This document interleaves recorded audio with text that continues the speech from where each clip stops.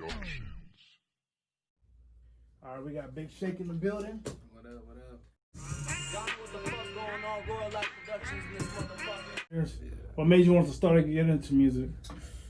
To be honest, I'd have to say probably my uncle who passed away when I was a little younger, actually.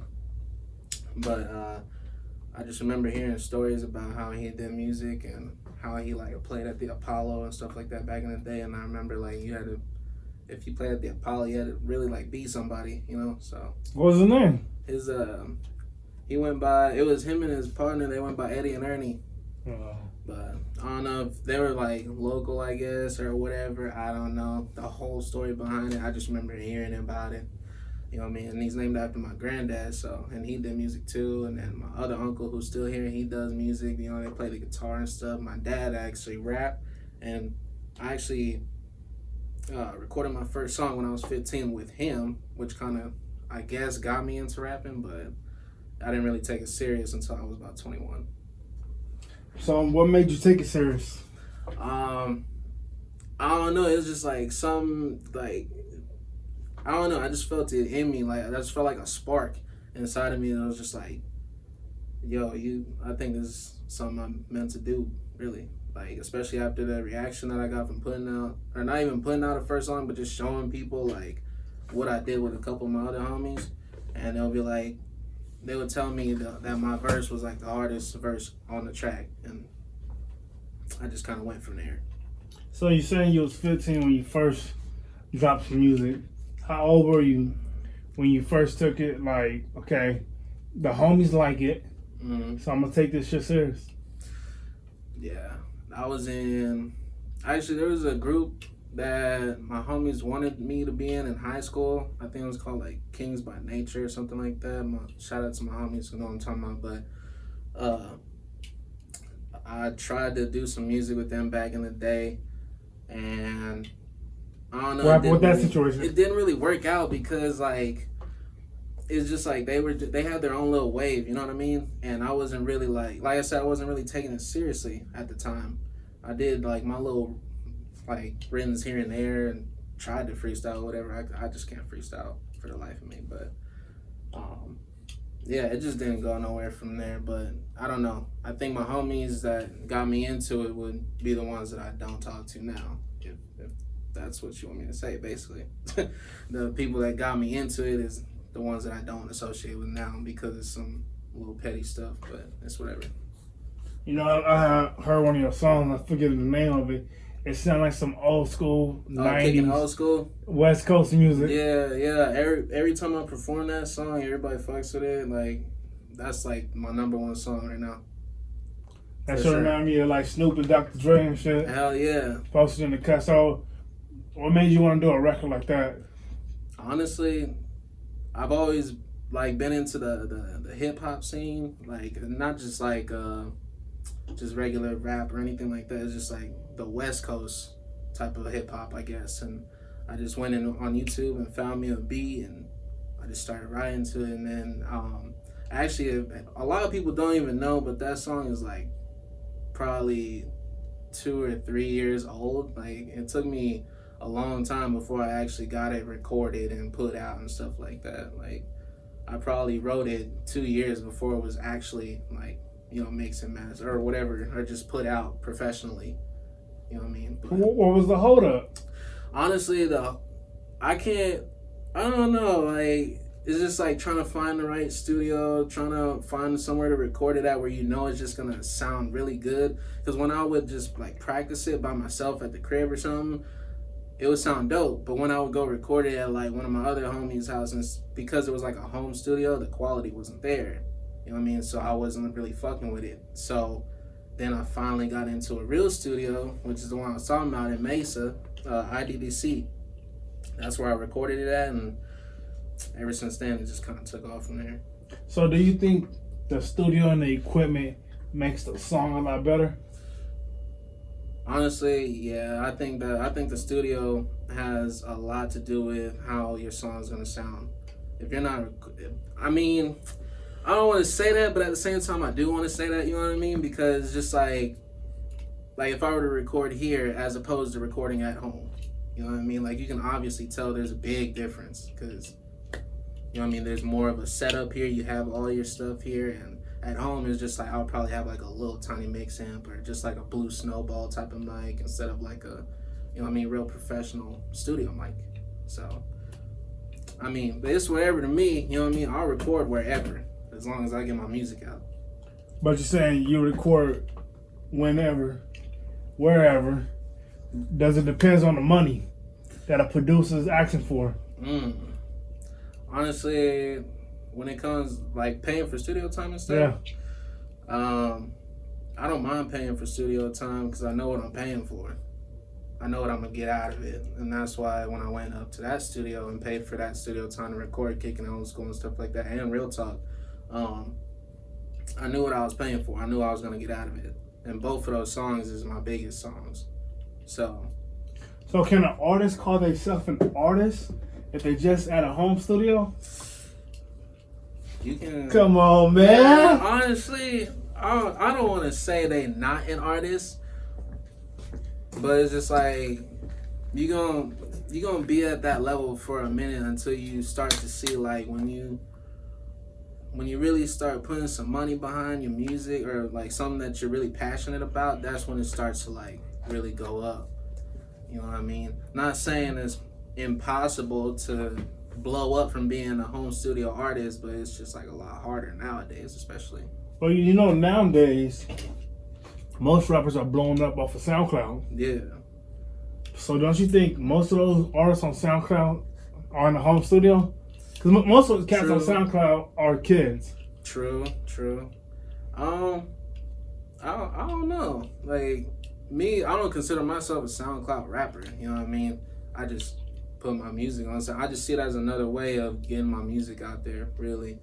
But as far as other people who are home studio artists or whatever, I mean, do you at the end of the day. You know what I'm saying? Whatever works for you, that's what you should do.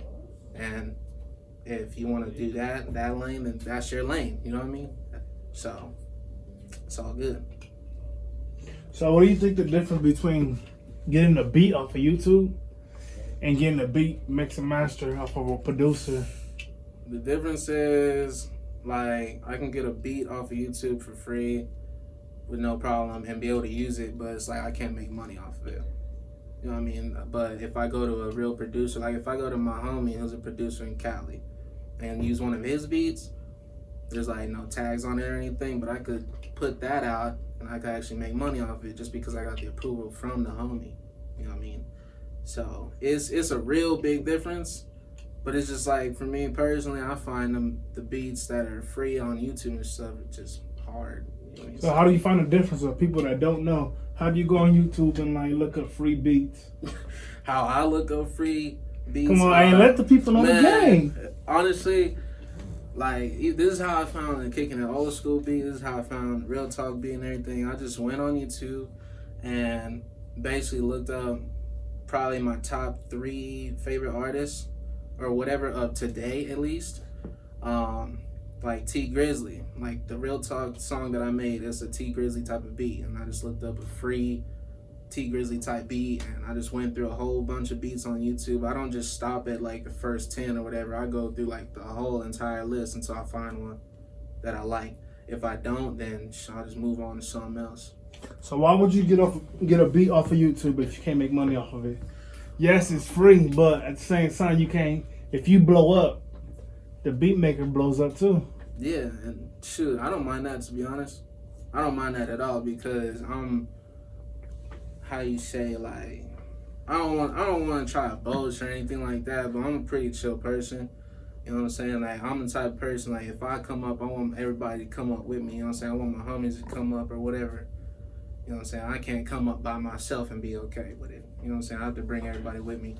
So what do you think about the artists that you see online be talking about how fans feel biting their flow, taking their style?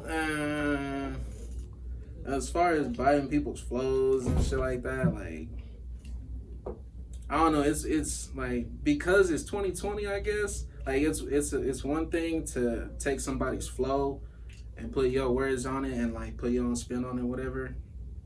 But it's a whole nother thing when you start taking people's whole lines, like the words that they actually recorded on the song, and you start using them and stuff. I'm not too much of a fan of that, but I mean, do you? Like I said, at the end of the day. But you know, a lot of people done it. Look at Drake. Oh yeah, Drake done it. Jay-Z done it. And look how successful they are. You know what I mean? So that's just not my cup of tea. You know what I mean? Like, I'm not even really too big of a fan of Drake or Jay-Z. You know, and that might be controversial or whatever, but I don't care. So if you listen to a T Grizzly song, but damn nigga, that shit was hard. Mm-hmm. You feel that one lyric right there. You feel that one bar. Would you mix that bar up like, okay, I'm gonna try to use this shit? Honestly, if I hear a line that's good enough, me personally, if I hear a line that's good enough, then I don't know, I might take it and try to flip the whole thing to where I'm still talking about the same thing, but in my own words. That way it's not like I'm saying the exact same thing he said. I'm saying what he said, but with my own words. Okay. You know what I'm saying? Because that's how it goes. Like, people talk about the same shit all day, every day. But don't you think that's the whole music industry? Yeah. Every time a certain subject comes up, it's always about the same topic.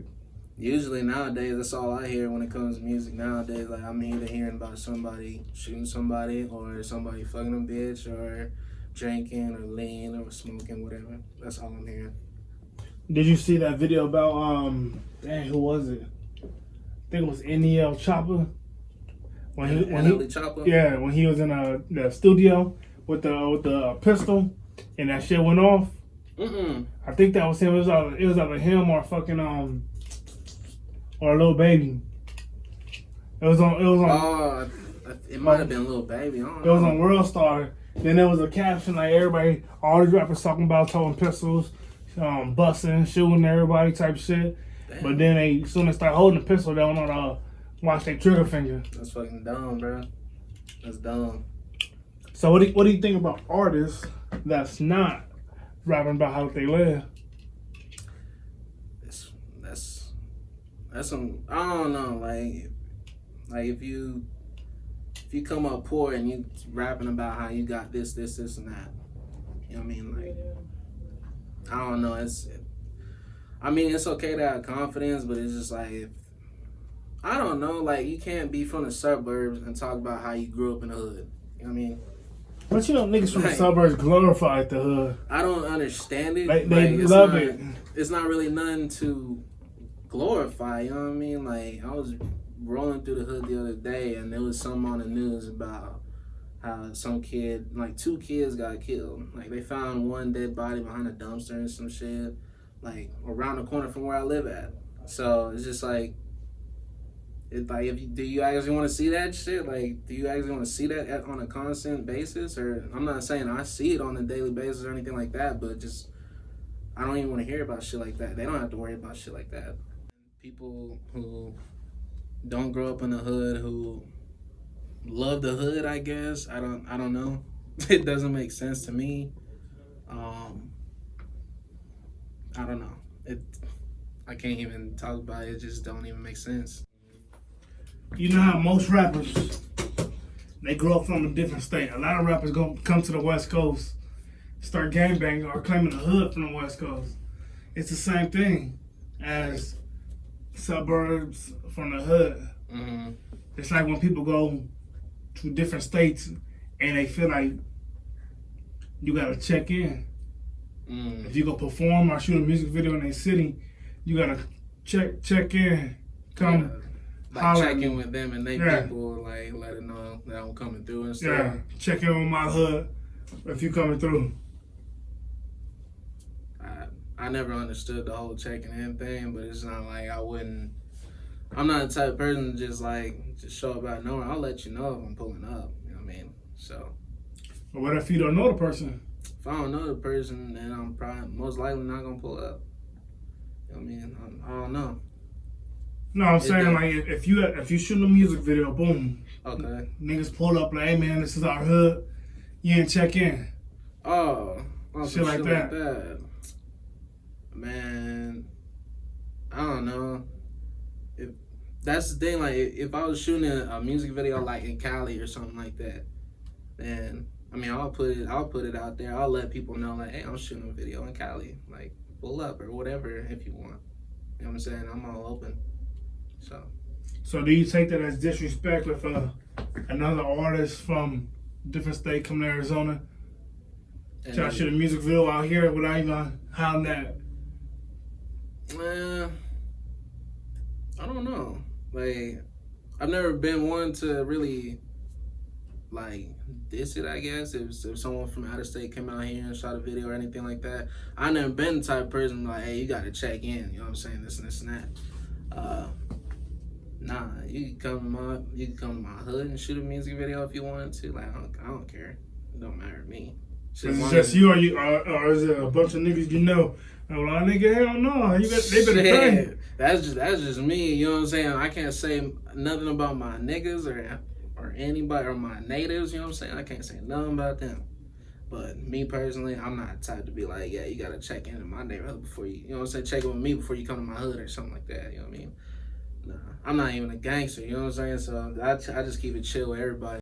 What category of music do you put yourself in? I say hip hop. Like, I can't really. I don't know.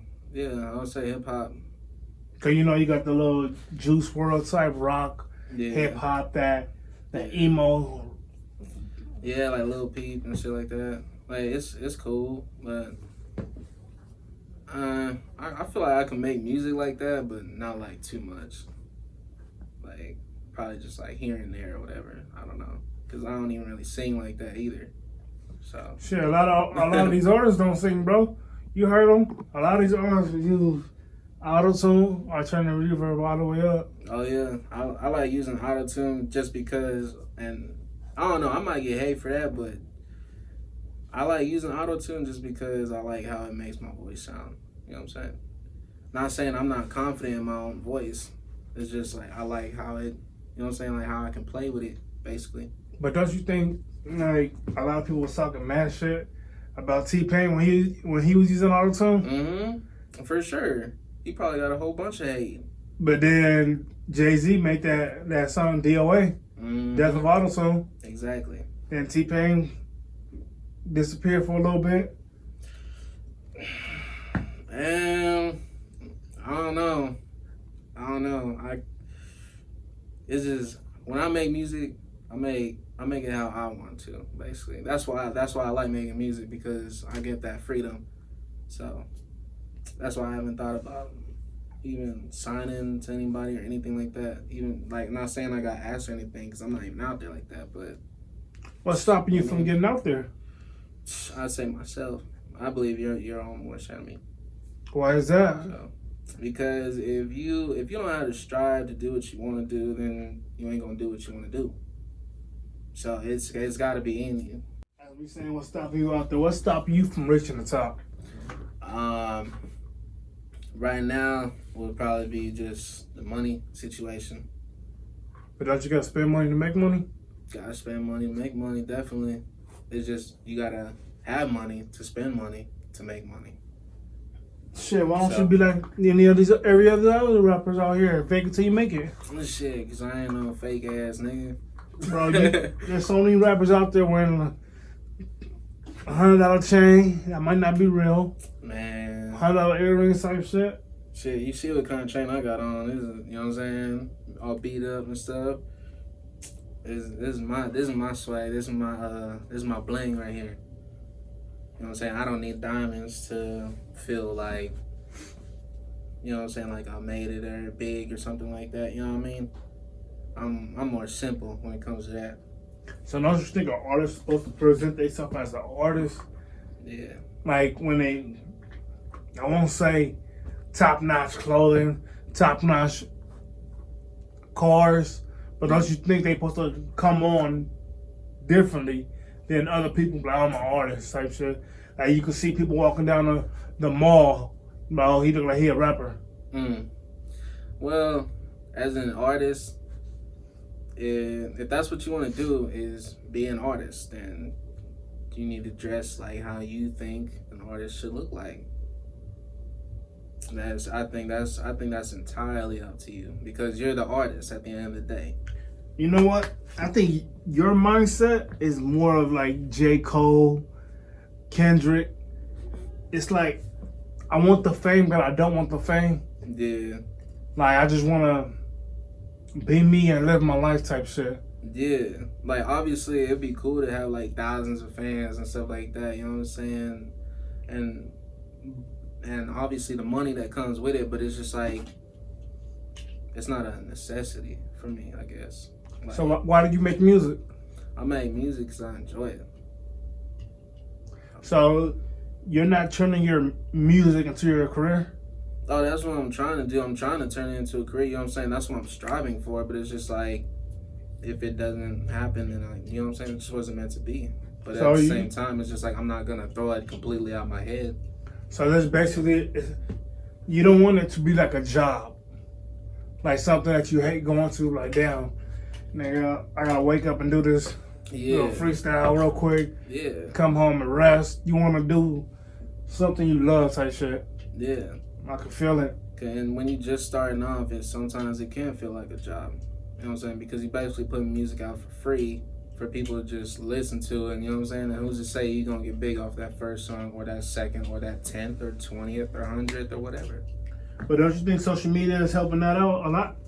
Social media definitely helps out. That's why we have Instagram. That's why we have Facebook. Shit, that's why we still have MySpace if it's still around. You know what I mean? Or Twitter, Reddit, all that shit. You know what I mean?